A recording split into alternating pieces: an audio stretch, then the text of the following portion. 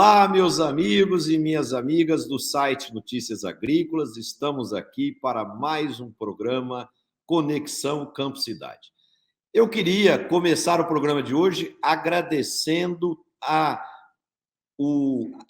as mensagens de vários amigos, de várias pessoas que prestigiam o nosso programa, e o Conexão Campo Cidade está fazendo parte já do planejamento profissional de muitos empresários que atuam no agronegócio, que gostam de nos assistir para ver tudo o que acontece na semana, quais são os grandes desafios do momento, como que o agro vai se comportar, e é esse mesmo o propósito do nosso programa. É criar pontes que possam unir cada vez mais o mundo rural ao mundo urbano, para que a economia do agronegócio desenvolva, prospere e, ao mesmo tempo, a gente faça com que o nosso querido país possa desenvolver e avançar em todos os sentidos. E hoje nós temos aqui os meus colegas de bancada, Antônio da Luz, Letícia, Roberto Rodrigues, e um convidado especial, Marcos Reis, que é CEO da Reis Advogados, uma empresa especializada em agronegócio. O Marcos atende aí grandes empresas, agricultores, cooperativas, agroindústrias, tradings, e é um profundo conhecedor também do agronegócio, tem livros escritos sobre crédito rural, sobre uma série de assuntos. Então, pessoal, o tema dessa semana, a gente quer debater um pouco o Plano Safra 22-23, que foi apresentado na semana passada pelo governo, que foi um plano com grandes avanços, mas que tem alguns pontos que deixou a desejar para algumas pessoas, né? Então, nós vamos aqui debater essas questões e vamos começar com você aí, Antônio. Por favor, qual foi a sua impressão do plano? Bom, boa tarde, Marcelo. Boa tarde, Roberto, Letícia. Prazer estar com vocês, estar com toda a audiência do Conexão. Que coisa boa estar aqui mais uma vez. Boa tarde ao Lenilson, que chega aqui agora conosco. Bom, na nossa avaliação, o Plano Safra, ele é um Plano Safra bom, dentro das condições que nós temos no país hoje. Mas mais do que bom ou ruim, ele é um Plano Safra coerente com o que o próprio governo e o Congresso eles vêm fazendo ao longo desses últimos anos. E para entender como nós chegamos até aqui, eu vou falar um pouquinho da caminhada. O Plano Safra, nós estamos numa versão 2.0 caminhando para uma 3.0. O que a 1.0 qual foi? Foi aquela lá feita na década de 40, depois aperfeiçoada e dado marcha mesmo a partir dos anos 60, aonde o governo financiava a agricultura. O governo dizia, não, planta que o João garante, né? Aquela plante que o João garante. Bom, isso é um do tempo em que o governo, ele com os recursos do Tesouro, que podiam emprestar para produtor ou gastar com educação, saúde, enfim, emprestava para produtor. A agricultura começou a crescer e começou a faltar perna para o governo emprestar o seu dinheiro para o produtor. Bom, aí surgiu a versão 2.0 do crédito rural, que surgiu lá em 1996 e que ganhou muita marcha lá na época que o ministro era o Roberto Rodrigues. Que modelo é esse? Esse é um modelo em que não é o governo que empresta o dinheiro. Quem empresta o dinheiro são os bancos. Mas com uma regulação governamental.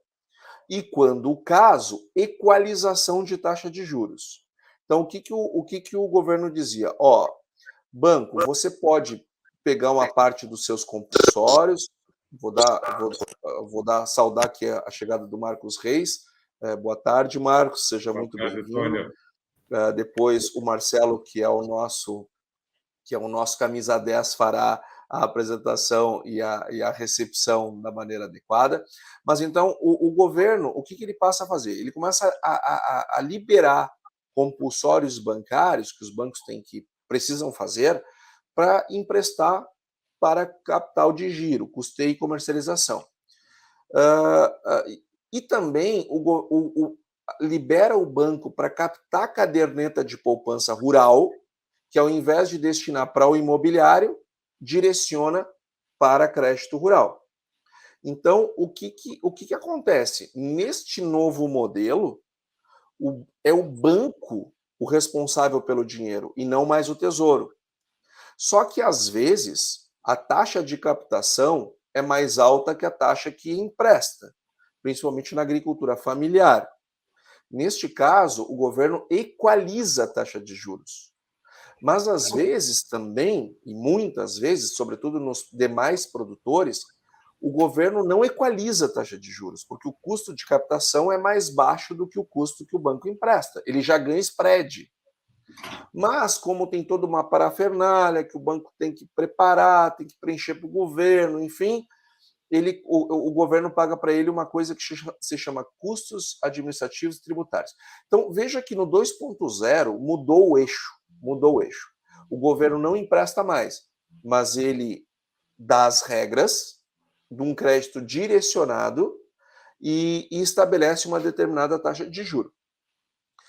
Só que esse modelo, que foi criado lá em 1996 e ganhou marcha, ganhou força nos anos 2000, no início dos anos 2000, na primeira década dos anos 2000, ele nos ajudou muito, ele nos trouxe até aqui, ele é maravilhoso, ele foi uma mega de uma sacada, sensacional. Só que a agricultura cresce numa taxa mais rápida que a economia brasileira. Então, a economia brasileira, o tamanho do crescimento dela determina o crescimento dos depósitos compulsórios e dos depósitos em poupança. Se a agricultura cresce bem mais rápido, eu preciso conectar em algo maior. Esse algo maior é o mercado de capitais. Então, por isso, já pensando no modelo 3.0, onde os recursos são tomados livremente no mercado, algumas medidas começaram a ser tomadas. A primeira delas, lá atrás, ainda nem nesse governo, em governos anteriores, nós começamos a colocar recursos livres no cálculo do Plano Safra. Aliás, era um assunto que eu discutia bastante com a Letícia hoje, fora do ar. Que ela me fez umas perguntas super pertinentes. Nós começamos a colocar no cálculo do anúncio do Plano Safra recursos livres. E esses recursos livres, Marcelo, são recursos livres mesmo, ou seja, o banco empresta o valor que quiser, não tem limite, ao juro que quiser não, livremente entre produtor e agente financeiro. Taxa de mercado.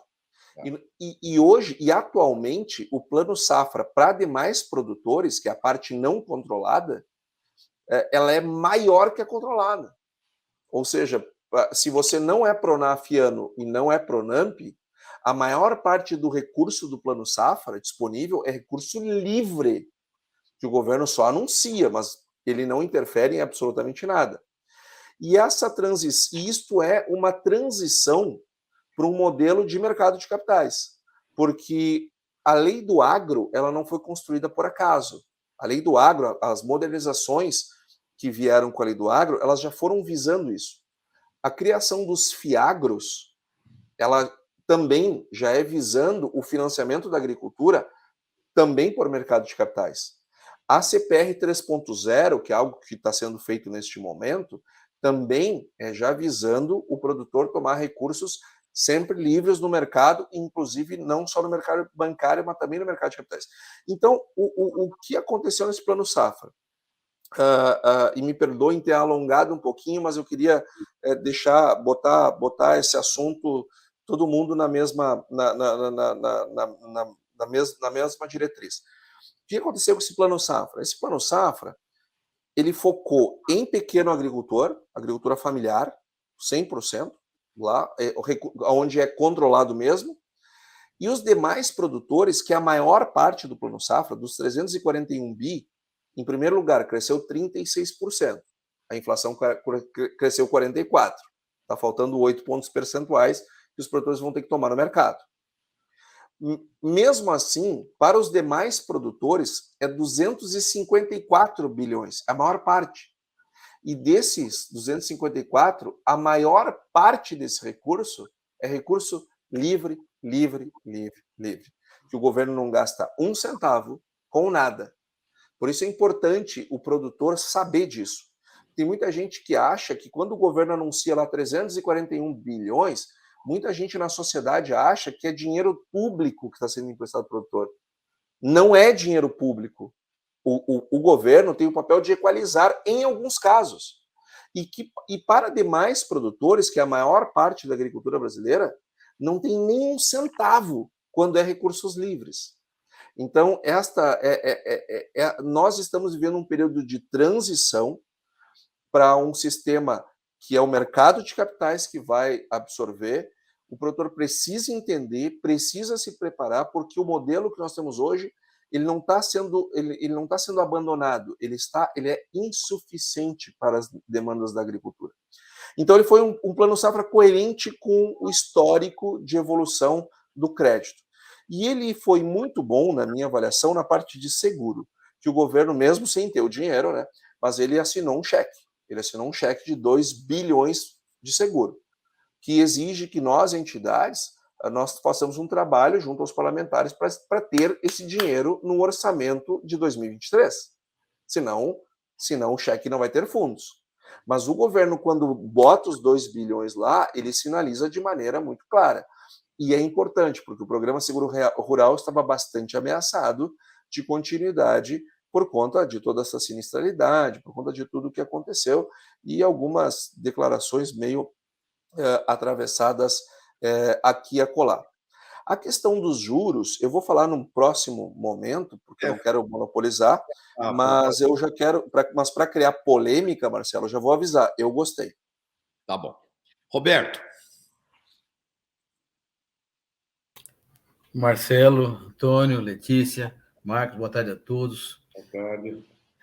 Só que está conosco aqui, é um prazer estar com vocês de novo, depois de 2 semanas pendurado aí de um bisturi. Mas vamos lá. Tá bem, Roberto? Tá tudo bem? Já tá tudo bem. Médio B.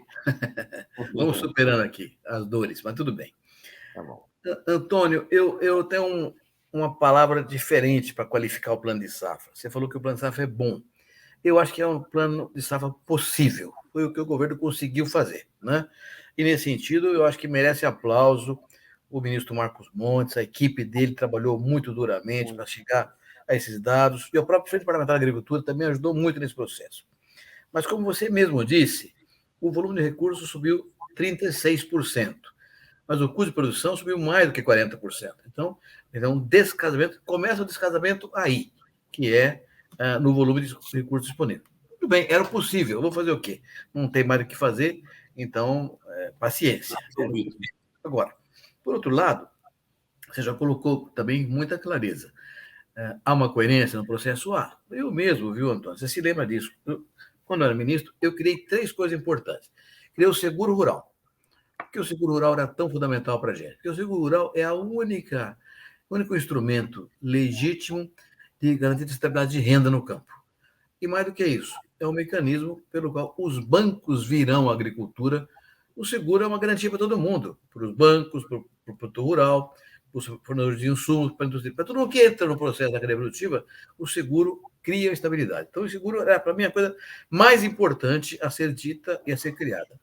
Fizemos do primeiro ano de 2013 o seguro rural. O governo nunca cumpriu a parte dele, que era colocar recursos para o crédito rural, para o seguro rural adequados. Tanto é verdade que a área segurada do Brasil hoje não chega a 10% da área agrícola brasileira. É muito pequena.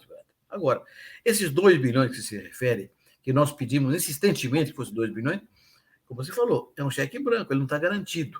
Se o seguro rural tivesse 2 bilhões, será um avanço, dobra o recurso para o seguro rural de um ano para o outro, e é muito positivo. Ainda é pouco, mas é o possível, e é um bom possível nesse aspecto. Por outro lado, também, Antônio, eu criei naquele período os chamados títulos agrícolas, LCA, CDCA, o CRA, o CWA, que hoje respondem por mais de 50% dos recursos para o crédito rural. Na ideia que você defendeu aí, a ideia era independizar o agricultor do governo ao longo do tempo, porque era óbvio, a agricultura que ia crescer muito, como cresceu de fato, nesses últimos 20 anos, não pode esperar que o governo resolva tudo em termos de crédito rural. É preciso ir para o mercado de capitais trabalhar. Então, criei o seguro rural e aqueles títulos agrícolas exatamente na direção do que você falou aí. Ir privatizando a agricultura e retirando o governo da necessidade de atender todo mundo. Não consegue atender todo mundo. E o setor privado de precisar pendurar o governo todo ano.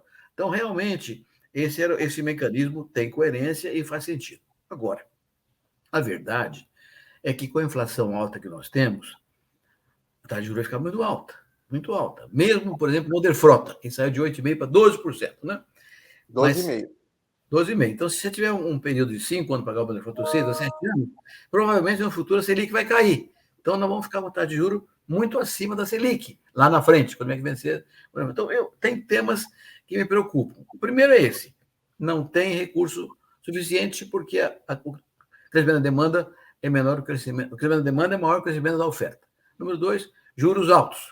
Você falou muito bem. Recursos livres cresceram 19% só. Perdão, os recursos controlados, 19%. Os recursos livres cresceram 69%, muito mais. Ou seja, é muito mais caro o crédito rural para esse ano, num período difícil, em que os custos já estão mais altos, terão um custo mais alto. E o terceiro é o seguro. Se o seguro vier por 2 bilhões, é uma grande mudança e uma grande importância. Esse ano, por exemplo, a seca no sul do país foi, em grande parte, resolvida com o seguro funcionando adequadamente, sobretudo no Mato Grosso do Sul, Paraná e Rio Grande do Sul, com as cooperativas operando diretamente no processo. Então é isso. Eu diria, então, Antônio, eu considero um plano possível. Não é um plano bom, é um plano possível, com uma característica mais séria. Todos nós propunhamos, antes do plano sair, que houvesse um plano de guerra, considerando que nós precisamos produzir uma safra de maior de 320 milhões de toneladas de grãos para ajudar a reduzir a inflação global e a melhorar a segurança alimentar global também. E isso tinha que ser armado de tal forma que a renda rural não despencasse de maneira voluptuosa. Então, são todos temas que, a meu ver, ficaram um pouco aquém da demanda e da necessidade brasileira. Mas é um plano possível. Ô, Roberto, antes de passar para você, Letícia, eu queria só fazer um comentário. Eu concordo plenamente com o que você falou. Eu acredito que o Brasil está perdendo uma grande oportunidade de ser um grande protagonista para ajudar a resolver as questões globais de alimentação que nós estamos vivenciando. Esse plano ele precisava ser mais ousado e nós poderíamos ter trazido recursos externos dos países desenvolvidos para nos ajudar a financiar essa expansão forte da agricultura. Então, eu acredito que faltou essa articulação para aproveitar. Quando eu digo aproveitar, eu estou sempre dizendo no bom sentido, esse momento especial que o mundo vive. Letícia. Ô, Marcelo, Letícia, um minutinho, sua filha. Só para concordar com você, eu defini insistentemente, fiz vários artigos sobre isso, um plano de guerra. Esse plano é um plano possível nas circunstâncias atuais da economia brasileira, com a economia crescendo muito pouco, sendo inflação muito alta, então é um plano possível. Agora, não é um plano que permite, como você falou muito bem, Marcelo, ao país mostrar ao mundo, a oportunidade é essa, mostrar ao mundo que temos um papel a jogar. Eu até, inclusive, mostrei com clareza. Em 84, nós fizemos um grande evento em Brasília, entrando na OCB naquele tempo, 84, olhando para o futuro do Brasil, nós escolhemos 58 milhões de toneladas de grãos. E lançamos, o Ney Bittencourt e eu, naquele ano, a proposta de crescer, chegar a 100 milhões de toneladas. Mas todo mundo acha que 100 milhões de toneladas era uma coisa meio romântica, não vai chegar nunca. Pois bem, 2001, ou seja, 17 anos depois, nós temos 58 para 100 milhões de toneladas. Depois, em 2015, ou seja, 14 anos depois, 200 milhões, crescemos mais 100 milhões em 14 anos. E esse ano, teremos os 300 milhões se não fosse a seca no sul do país. Então, para ter uma safra grande, tinha que ter um plano mais ambicioso. Mas eu reconheço que as dificuldades eram muito grandes e o governo fez o que era possível fazer. Letícia? Boa tarde a todos, né? Que bom estar aqui com o professor Roberto, Antônio, Marcos e Marcelo. Igual o Antônio falou, a gente estava conversando um pouquinho mais cedo sobre esse crédito livre, né? Que eu falei, gente, por que isso aqui entra no plano safra se ele é livre, se ele depende das emissões de LCA, financiamento do setor privado? E você analisou aí muito bem, Antônio, falando que é uma transição para o mercado de capitais, né? Como que, eu queria ouvir depois de você, eu vou fazer meio que 3 pontuações aqui, mas eu queria saber de você como é que você avalia esse cenário. Ele não causará no futuro, assim, uma concentração maior de terra, ou pequeno e médio vão ter vez, igual eles estão crescendo agora, e esse Plano Safra priorizou, né, essa classe, mas a gente sabe que vai precisar ter bastante gestão. Sobre as taxas de juros, como o professor Roberto muito bem pontuou, a projeção para o ano que vem é 9,25%, e a gente tem financiamentos muito longos, né, de investimento aí. Será que vai compensar? E a gente tentou manter, né, de todo jeito, aí até a CNA estava brigando para que isso acontecesse, que ficasse abaixo dos 2 dígitos, mas as taxas dos programas de investimentos vão até 12,5%. E dos seguros rurais, que foi falado também, no Brasil a gente comumente vê que o seguro ele está atrelado a uma operação de crédito rural que tem essa obrigatoriedade, né, de possuir esse seguro. Eu queria ouvir um pouquinho também do professor Roberto, se ele acredita que vai ter que ter uma evolução no setor, no modelo de negócio de seguros, para depender cada vez menos dessas subvenções, se a gente vai ter que avançar em novos modelos e portfólios de cobertura, ou se a única alternativa é esse crescimento mesmo das subvenções e o apoio do governo em relação a isso. Vamos ouvir agora o Marcos. O Marcos, eu fiz a apresentação sua, mas parece que você ainda não estava conectado, mas os ouvintes, os internautas já foram apresentados a você, então, por favor, as suas impressões sobre o plano, por favor. Marcelo, Letícia, professor Roberto e Antônio. Eu estava com dificuldade de entrar, depois deu certo, Marcelo, apareceu uma senha aqui que eu não tinha, mas finalmente eu consegui, né?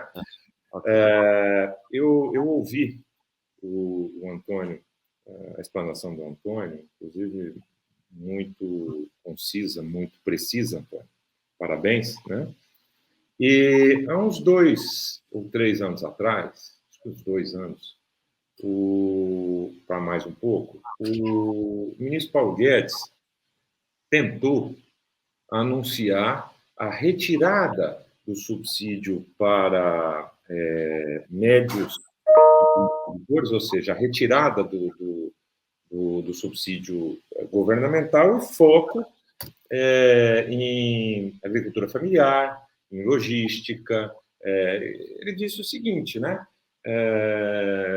O agro é muito forte, não precisa do governo, e etc. E os representantes do agronegócio no Congresso se insurgiram e, por óbvio, ele voltou atrás. Pelo que eu estou notando, essa retirada gradativa está acontecendo, né? Continua acontecendo, por esse ou por aquele motivo, sob o manto, pano de fundo de recursos livres. Outro dia, dando uma aula, Antônio, eu recebi uma pergunta, né, que eu vou transferir para você.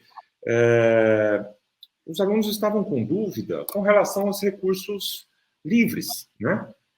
Exatamente isso. Falei, olha, professor Marco, se o Plano Safra vier com recursos livres, eventual renegociação, sai uma determinação do governo federal, como saiu agora recentemente, né, do Conselho Monetário Nacional, para alongamento do prazo para pagamento de dívidas do Plano Safra desse ou daquele ano. Recurso livre está ou não está sujeito a isso? Olha, tecnicamente, não pode estar sujeito. Tecnicamente, é recurso do banco. Por que o banco vai ter que se empresta dinheiro? Ou seja, já estou fazendo, em outras palavras, já estou fazendo o papel, cumprindo o papel do governo, e agora sou obrigado a baixar a taxa de juros e renegociar, né? Porque teve a segunda pergunta, que eu também vou devolver para você. Qual é a taxa de juros que eu estou obrigado a me submeter se for recursos livres.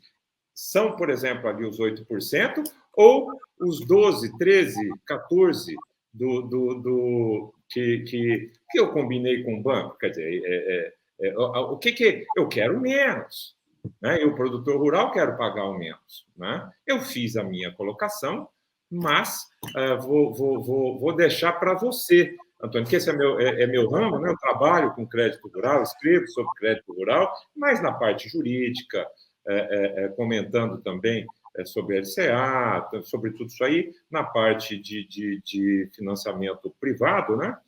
E, inclusive, já discutiram sobre o título do livro. Falei assim, Marco, crédito rural, que é o título do seu livro, ele para recursos oficiais. E você comenta sobre CPR, sobre outras coisas e tal. E o que nós estamos vendo aqui agora, Antônio? Nós estamos vendo o crédito rural caminhando muito mais para o privado do que para o oficial. Eu gostaria de te ouvir mais sobre isso, tá, Antônio? Vamos lá. Mas não pensa que você fazendo pergunta vai se escapar das nossas, viu? Isso é uma tática conhecida de bons advogados. Você não vai fugir das nossas também. Então, vamos lá. Eu acho que todas as pessoas que precisam, por uma razão ou outra, estudar um pouquinho mais o crédito rural, termina caindo nessa dúvida dos seus alunos. Por que esse negócio está aqui? Por que esse negócio está aqui? Isso aqui não tinha que estar aqui. E na renegociação de dívida, quando acontece, não sei se eu sou ruim de guardar número de lei e de normas, mas vamos lá. O MCR 269, se não me falha a memória, é o que explica lá como é que faz a renegociação. E um dos pontos, ele diz, olha, você pode fazer, tem direito a, desde que preencha estes requisitos aqui. Só que uma vez preenchidos esses requisitos, tem uma resolução do Banco Central que diz que o banco só pode acessar esse benefício ao produtor se o crédito ele for controlado e tiver algum tipo de subvenção governamental, se o Banco Central emitir uma resolução autorizando a fazer.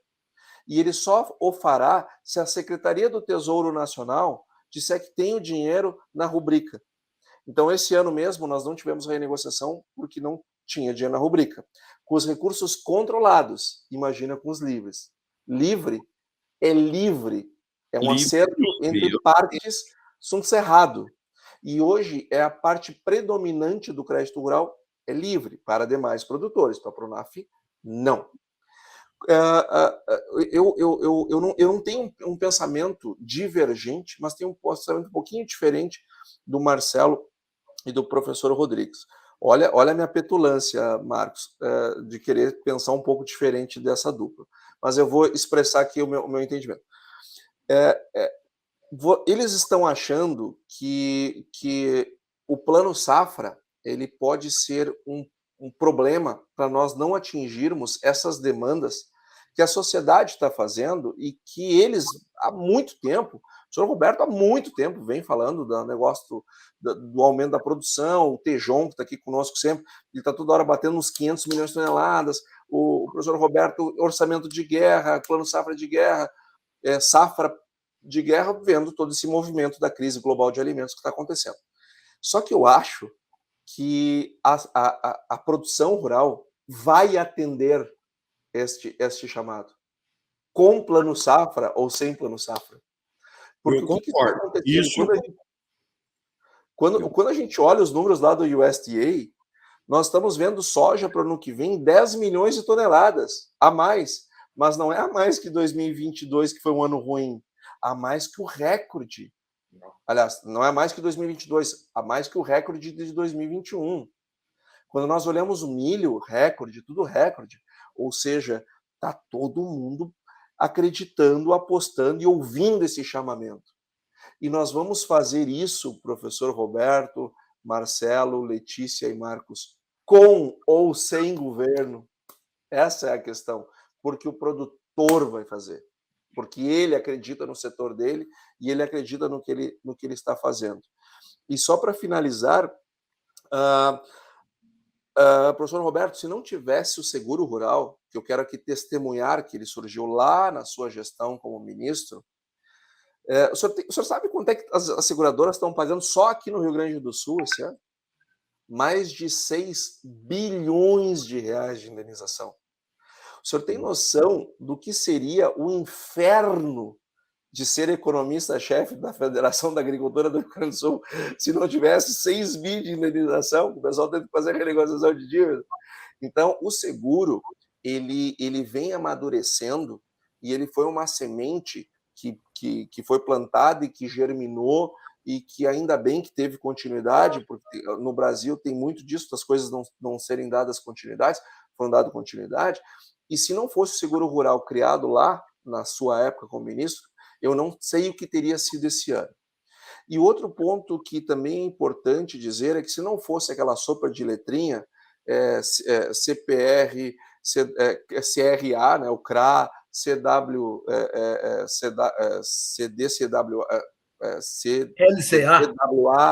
LCA, todos aqueles instrumentos que foram criados para captação de recursos dos bancos no mercado de capitais, já não teria dinheiro dos bancos já há muito tempo. Então, o Plano Safra já teria vazado água há 10 anos atrás. Então... O Antônio, mas, assim, eu acho que nossa opinião, a sua, com a do Roberto e a minha, não é divergente, não. O que está faltando aqui para a gente convergir na plenitude é o seguinte: nós temos ciência que o agricultor está otimista e acredita no seu negócio e que ele vai fazer com o governo ajudando ou não. A única questão que eu acho que nós temos que considerar aqui é o seguinte: nós temos um plano aí de 340 bilhões,88. Só que com essa inflação que você mesmo colocou dos insumos agrícolas de 44%, e o ano passado foram necessários para financiar a agricultura 700 e poucos bilhões, o total, esse ano, com o crescimento, nós estamos estimando entre 1 trilhão e 1 trilhão e 100 de grana necessária para fazer o giro do negócio. Então, claro que a iniciativa privada, as fintechs, os bancos cooperativos, os bancos privados, estão vendo no agro hoje uma grande oportunidade de ampliar seus negócios, porque ele vai financiar, não é coitadinho, ele vai financiar um setor competente, né? Então, o mercado vai atender às necessidades do agricultor. O que eu e o Roberto estamos querendo dizer é o seguinte: que o Brasil, como nação, poderia ter exercido agora um papel de verdadeira locomotiva da produção de alimentos no mundo, né? Da segurança alimentar, Marcelo. Da segurança alimentar no mundo. Capitalizar isso, você entendeu? Capitalizar em todos os sentidos, fazer com que Noruega, França, Itália, Japão quisesse mandar recursos para ajudar isso, para fazer com que as taxas fossem mais baratas, para incentivar esse crescimento maior, porque nós temos aqui um plano possível, eu acredito, eu sei que o governo se esforçou ao máximo e fez o melhor que ele pôde. Agora, tem um punhado de senões, né? Por exemplo, nós sabemos que a taxa de juros o ano que vem vai baixar, porque a inflação o ano que vem deve ser menor. Então, se alguém pega um Moderfrota hoje de 12,5 e o ano que vem o juro cai para 9,5, como é que fica? Eu vou carregar esse 12,5 5 anos? Essa é uma pergunta. Você tá certo conceitualmente, mas nós também temos que entender o seguinte: nesse 1 tri e 100 que eu concordo com esse número, que é o número necessário para tocar uma safra, o produtor também tem que usar recursos próprios. O Brasil é um país excelente para ser poupador e péssimo para ser devedor.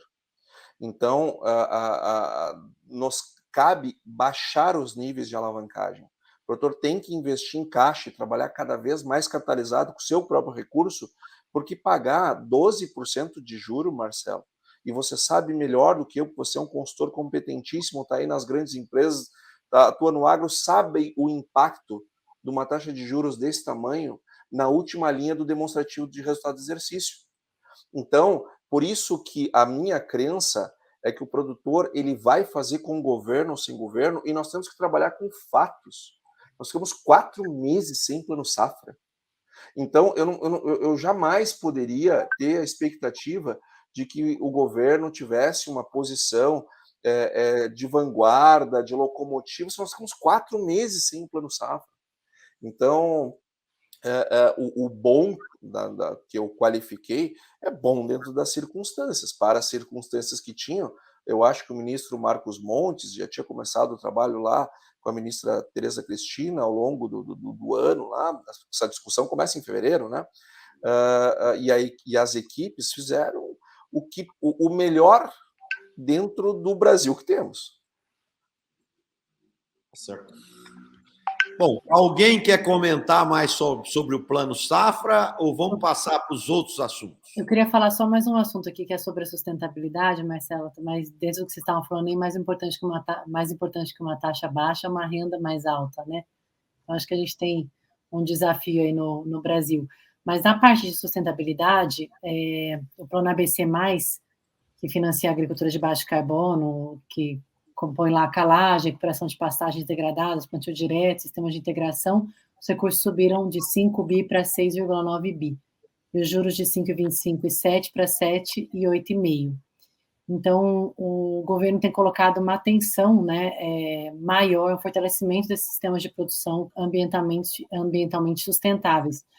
Isso pode ser uma mudança, né, na imagem do Brasil frente aos compradores internacionais, mas também uma necessidade trazida pelo mercado financeiro, pelo sistema financeiro, né, que tem sido extremamente exigente com esse tema.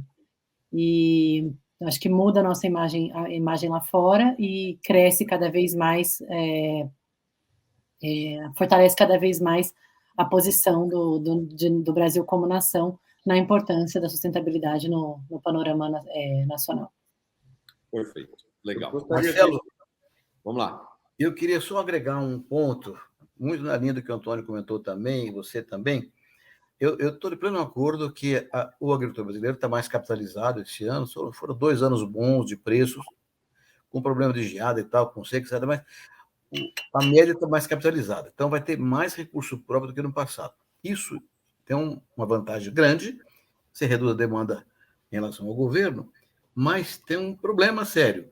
Se os preços despencarem, como o Antônio falou, safras grandes nos Estados Unidos, safra grande na Europa, safra grande na Ásia, muito grandes, e os preços despencarem, e nós tivermos feito um programa agrícola com recurso próprio, contando com uma margem melhor na frente, pode haver um descasamento de risco no futuro. De modo que, realmente, todos estamos de acordo que a grande mágica é o seguro rural. Seguro funcionando, tudo isso perde importância, perde eficiência, e nós vamos fazer uma safra grande e bem remunerada no ano que vem também. E além dessa questão, né, Roberto, como existe ainda uma possibilidade de bons preços até o ano que vem, devido a todo um contexto global, a opção que o agricultor deve fazer de fazer o hedging, né, fazer as fixações futuras, para que consiga uma média de comercialização positiva, né, também é muito importante para ajudar a garantir a rentabilidade da safra. Marcos. Eu queria pegar carona em tudo que foi dito, principalmente na última fala da Letícia, né, Marcelo? E lembrar que recentemente foi criada a CPR Verde para amparar justamente a manutenção de florestas, biomas e ecossistemas. E olha só que interessante, né? Um título financeiro.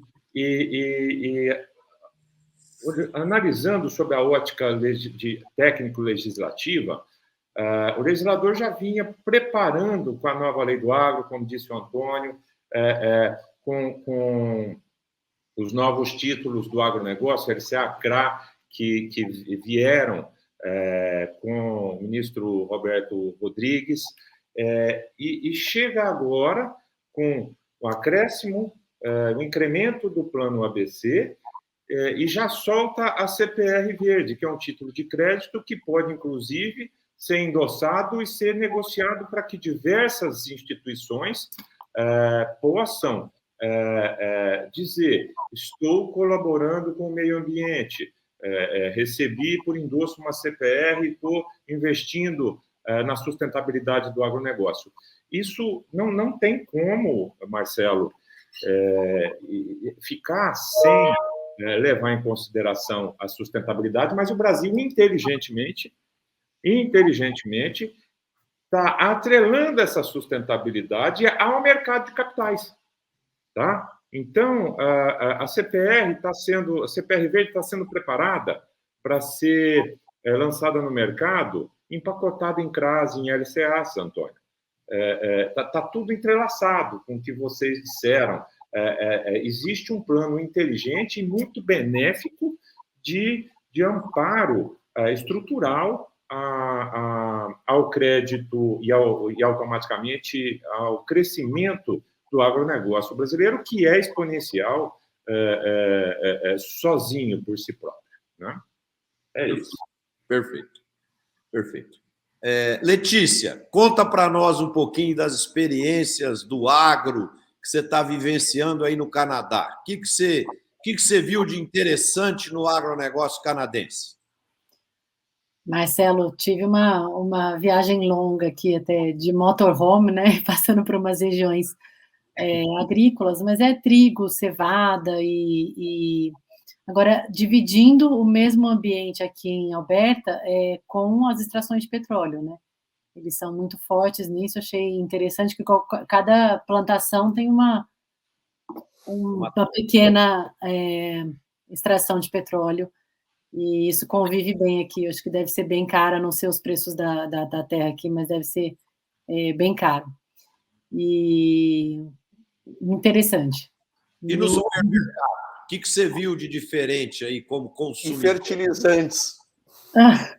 Então, disso no supermercado, até estava comentando aqui, tem uma seção muito grande de proteína à base de vegetal, né?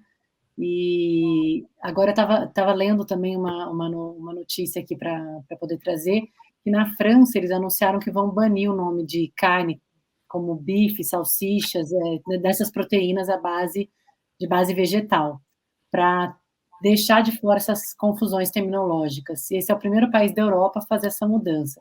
Parece que leite, queijo e manteiga já são terminologias que não podem ser usadas quando não é de origem animal. Hambúrguer vai continuar, porque diz que não remete, né, não se refere somente a carnes animais. E a gente tem que lembrar que tem várias gigantes, né, como Cargill, Danone, Nestlé, que investiram muito dinheiro nesse mercado, e as projeções de crescimento para esse mercado de carne com base de proteína de base vegetal entre 2022 e 2027 é 19%. Então, vamos ver se o setor da carne aí pode já comemorar que daqui a pouco as terminologias vão ser separadas e bem identificadas, porque eu mesmo confundi. Ontem, comprando, tive que ler bem lá para perceber que estava comprando carne que não vem de origem animal. Eu acredito que é uma medida justa, né? Porque a gente tem que personalizar os nomes adequados para cada tipo de alimento. Uma grande questão aqui que há um certo ciúme, né, dos dois setores, tanto o de vegetal com o de animal. Os dois vão competir às gôndolas do supermercado, só que tem uma característica que as pessoas não têm percebido tanto. Os fabricantes são os mesmos, né? As grandes corporações globais aí, que eram só de carnes, compraram uma série de empresas de proteína vegetal e estão levando para os supermercados as duas ofertas, né? Tanto de produtos derivados dos animais quanto derivados dos vegetais. Então, o fabricante, a maior parte são os mesmos. Nada mais justo do que usar nomes adequados, diferentes, né? Exatamente. E ainda tem outro ponto, né, Marcelo? Letícia, você passou em Saskatchewan, Letícia? Não. Não? Lá tem uma agricultura fantástica no Canadá. Ah, Bom, Regina, Saskatchewan. Bom, mas além disso tudo que você está citando, Letícia, que o Marcelo também qualificou aqui agora, defendendo a nomenclatura especializada, tem outro tema, que é a carne industrial, que é a carne fabricada em laboratório, mas a partir de carne mesmo, não? Então, é um terceiro ponto que vai surgir no mercado muito em breve. Ainda é muito caro, mas vai surgir muito em breve. Então, vamos ter a preocupação com a proteína animal cada vez mais relevante para identificar a origem de cada um. Verdade. Marcos, quer fazer alguma colocação de algum assunto, alguma observação de algum assunto? Não, Marcelo, eu fico muito feliz, né? Dia 24 de agosto estou com você aí no jantar da Farçura aí, vai ter um congresso, eu estou aí, viu, Antônio? O jantar Estamos te esperando, Marcos. Estamos te esperando aqui. E eu fico muito feliz porque eu realmente precisava de mais embasamento para solidificar o meu pensamento sobre o crédito rural brasileiro e os destinos, o destino futuro do crédito rural brasileiro, e realmente tudo que foi dito aqui está em linha do que o que eu vinha observando, então veio a reforçar, né? Já estou mais firme para continuar a dar respostas aí para a turma, mas eu acredito, Marcelo, que o futuro realmente seja de subsídio governamental, oficial, para pequenos, talvez médios produtores e principalmente infraestrutura, que realmente é o papel do governo, porque o agro do tamanho que está ficando e do tamanho que ficará, porque tem mais áreas sendo abertas sem depredação do meio ambiente. O Brasil tem tem muita área para plantio, ele vai continuar crescendo e o subsídio governamental, eu acho que realmente não tem como acompanhar. E se focar em portos, em logística, em pesquisa, Marcelo, o agro vai ganhar muito, já está excelente. E cuida dos pequenos, né? Nós precisamos manter os pequenos no campo. É isso. Uma notícia positiva que está na mídia, estava na mídia esse final de semana, é que o risco maior de falta de fertilizantes já está quase totalmente afastado, né? Já se vê uma situação tendendo à normalidade em termos do abastecimento de fertilizantes.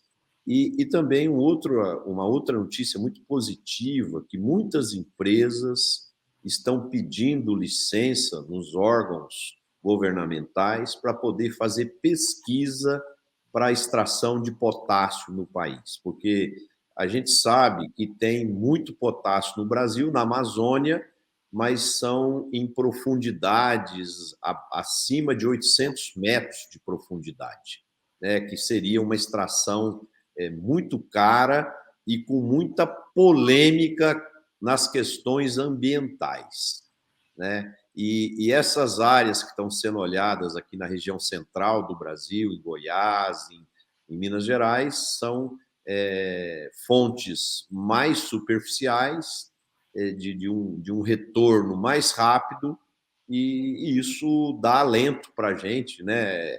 É interessante como que a escassez ela promove o desenvolvimento e leva à abundância se houver uma boa estratégia, né? Então o Brasil está reagindo nessas questões e eu acredito que essa falta de fertilizantes ou essa ameaça vai ser superada e esse assunto vai ficar no passado. Marcelo, eu queria puxar um ponto a partir do novelo que o Dr. Marcos Reis trouxe, que é o seguinte, eu queria voltar na questão do subsídio, por mais polêmico que seja esse assunto. E aí não vou dar a opinião da minha casa aqui, tá? Vou dar a minha opinião. Eu, pessoa física, eu não quero subsídio. Eu acho que nós não precisamos de subsídio. No longo prazo, a gente não precisa. A gente precisa, sim, cuidar dos pequenos, porque é uma questão de competição. Da agricultura familiar, né? Dos pequenos. Aí sim. Eu quero embasar a minha opinião. Dados da OCDE, tá? Não são meus, são dados da OCDE. O Brasil, de cada tonelada que ele produz, tem $8 de subsídio. $8. A Nova Zelândia tem, eu não vou lembrar o número de cabeça, mas tem, sei lá, uns 70. É mais que a gente. Ou os Estados Unidos é 70, eles são um pouquinho menos, mas eles têm bem mais que nós por tonelada. E a União Europeia é $345. Então, e aí a gente vai ver as taxas de crescimento dos últimos 20 anos da produção na Europa, elas são insignificantes e alguns países não houve crescimento. Eles diminuíram a produção. Mesmo com todo esse aumento de tecnologia, com tudo que aconteceu. E quando nós olhamos o gráfico do Brasil, o subsídio faz assim e a produção faz assim. Então, o que eu fico com medo? Se eu fosse produtor europeu e eu tivesse $45 por tonelada de subsídio, eu pensaria o seguinte: eu não mando no meu negócio. Quem manda é o governo. Porque se o governo resolver tirar o subsídio, acaba, game over, não tem mais jogo, acabou, não vai produzir mais. Então, eu não acho que uma agricultura que hoje já é o maior exportador líquido de alimentos do mundo, que vai em breve, ano que vem já passa dos 300 milhões de toneladas, vai ser rapidinho, vai estar produzindo 500 milhões e logo vai passar Índia, China, Estados Unidos, será a maior agricultura do mundo. Em termos de grãos, né? Porque se nós colocarmos a cana aí, a conta muda de figura, nós já somos bem maiores do que nós reivindicamos. Agora, nós vamos ser. E um país que quer isso, ele não pode ficar dependente de governo. Ele não pode, porque é perigoso para os próprios produtores. Porque daqui a pouco entra um governo que não gosta dos produtores, tira o subsídio, fica como? Então, eu prefiro crescer mais devagar, mas crescer com as próprias pernas e cada vez mais o produtor contando com ele e com o mercado e com a competência que ele desenvolveu. Faz todo sentido, Antônio, quando você olha, mesmo em setores de alta tecnologia, de eletrônica, de fibra ótica, a gente tem uma série de exemplos que muitos governos subsidiaram e a tecnologia não avançava. À medida que o governo ameaçou cortar o subsídio, abrir a importação e tal, as empresas desses diferentes países aceleraram sua competitividade e seguiram em frente. O subsídio, ele é um paternalismo que dificulta a evolução. Então eu acho o seguinte, o governo tem que ter sabedoria para poder fazer alguma ajuda para a agricultura familiar, os pequenos, né? E pouco a pouco ir tirando e fazer isso que o Paulo Guedes falou mesmo. Tem que ser livre mercado. E o subsídio, ele te dá uma sensação que você está com o chapéu na mão pedindo migalhas, né? Então eu penso assim, a agricultura brasileira, ela já mostrou que é competitiva, que é eficiente, que consegue enfrentar aí os competidores, só que nós temos aqui um desafio e o ministro Roberto vai saber falar muito bem sobre isso. O nosso querido ex-ministro também, Alisson Paulinelli, vive falando aí que dos 5 milhões de propriedades agrícolas que nós temos, 1 milhão consegue ser competitivo aí, trabalha direitinho, né? Temos aí 1,5 milhão que já são médias, mais ou menos, né? E 2,5 milhões de propriedades agrícolas, os proprietários não conseguem ter 2 salários mínimos por mês. né? Então, esse público aí precisa de ajuda, precisa de apoio, precisa de tecnologia, de assistência técnica, de financiamentos mais adequados, para poder a gente reverter esse jogo e deixar de ser esse mosaico que somos como nação, porque ao mesmo tempo que nós temos tecnologia super avançada, altos índices de eficiência e produtividade, nós temos ainda gente com muita carência e muita dificuldade.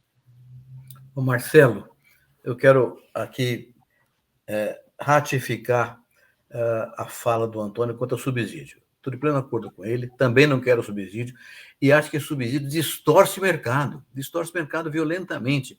No mundo, toda vez que tem um subsídio, tem uma confusão, alguma coisa não vai dar certo, né? Então, Marcelo, Antônio, Marcos e Letícia, quando eu era ministro, eu vivia com dificuldades para mostrar para a União Europeia, para os Estados Unidos, que nós não tínhamos subsídio, que era uma coisa bastante privada mesmo do brasileiro. O que eu fiz? Contratei a OCDE, viu, Antônio? Eu contratei a OCDE fazer um estudo aqui no Brasil. E eu ia fazer um estudo que tinha o seguinte objetivo: estabelecer o parâmetro. Quanto por cento do PIB agrícola brasileiro era subsídio? E comparar com os outros países do mundo. Resultado, a nossa porcentagem, menos de 3% do PIB brasileiro era subsídio. E era só pequeno produtor mesmo. Enquanto que só tinha um país do mundo que tinha menos que a gente, que era a Austrália. Era pouquinho menos que a gente. Todos os demais países tinham muito mais subsídio do que a gente em relação ao PIB do setor. Isso ficou claro que nós trabalhávamos muito bem sem subsídio e estávamos ganhando mercado, avançando. Inclusive, Marcelo, quando criou-se o Mercosul, em 91, houve muita gente que falou: não, agora nós vamos apanhar demais, porque a gente é melhor que a gente. Nada, o Mercosul nos permitiu um crescimento gigantesco, desde que o governo não pusesse a mão. Né? Na Argentina, o governo pôs a mão. Tributa exportação, tributa grandes fortunas, acabou com a produção agrícola argentina, dificuldade enorme. Então, tem razão, Antônio, concordo inteiramente com ele e com você, Marcelo. Subsídio distorce o mercado e é indesejável. Agora, obviamente, esses 4 milhões de produtores rurais brasileiros que estão fora do mercado hoje, precisam entrar de alguma forma. Talvez o subsídio seja um instrumento para entrar no mercado, mas o que é importante mesmo é tecnologia e gestão, para que eles aprendam a fazer a mesma coisa que os outros fazem e possam participar do processo mercadológico sem subvenção. Legal, gente. Bom, pessoal, só para encerrar, Marcelo, eu acho que a redução do subsídio nos últimos 20 anos, notadamente, e a concorrência, primeiro com o Mercosul, porque lembramos, até 97 nós éramos importadores de alimentos, né? Hoje nós somos exportadores. Quando se abriu para a concorrência aqui dentro, e quando começou a reduzir o subsídio, todo mundo começou a dormir com o olho aberto. E nós começamos a fazer uma migração, viajar menos para Brasília e começamos a viajar mais para os Estados Unidos para saber como é que eles produziam, para a Austrália para ver como é que eles produziam, para a Europa para ver como é que eles produziam. Ou seja, eu boto a minha energia em produzir mais e não em fazer lobby, não buscar benefícios, coisa do tipo. Então, o cachimbo às vezes entorta a boca. A Europa está com a boca torta. Eu não quero um agro brasileiro com a boca torta, como é o caso da Europa. Eu quero um agro brasileiro forte, independente,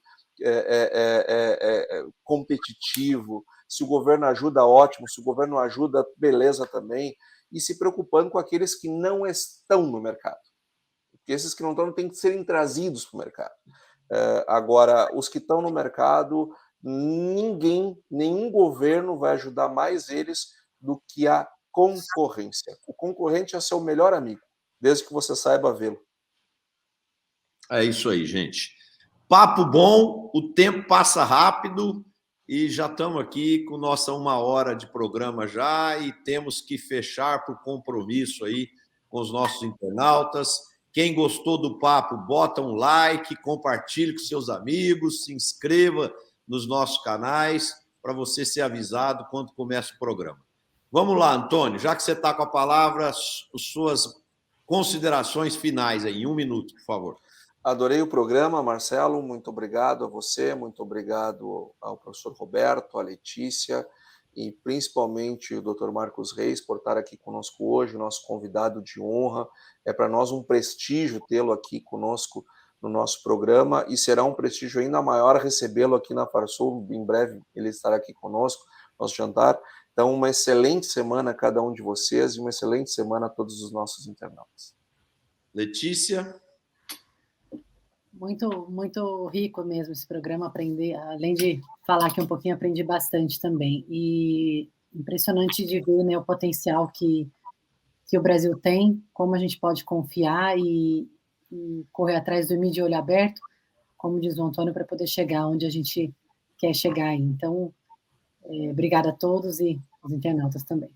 Até semana que vem. Obrigado, Letícia, e obrigado por você estar aqui conosco, mesmo durante suas férias, viu? Obrigado aí pelo comprometimento com a nossa causa aqui. Marcos Reis, suas considerações, amigo. Marcelo, eu agradeço, estou honrado de estar participando dessa sala de conhecimento e honrado de estar na presença dessas feras.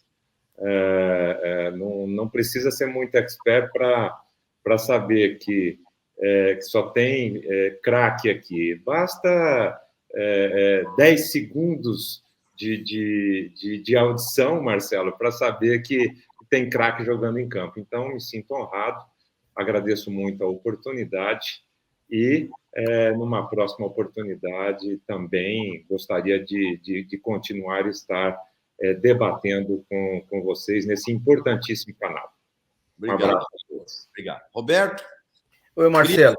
E você também, Roberto, mesmo aí se recuperando pós-cirúrgico, de estar aqui conosco, comprometido com o nosso público. Obrigado aí pela sua dedicação e esforço.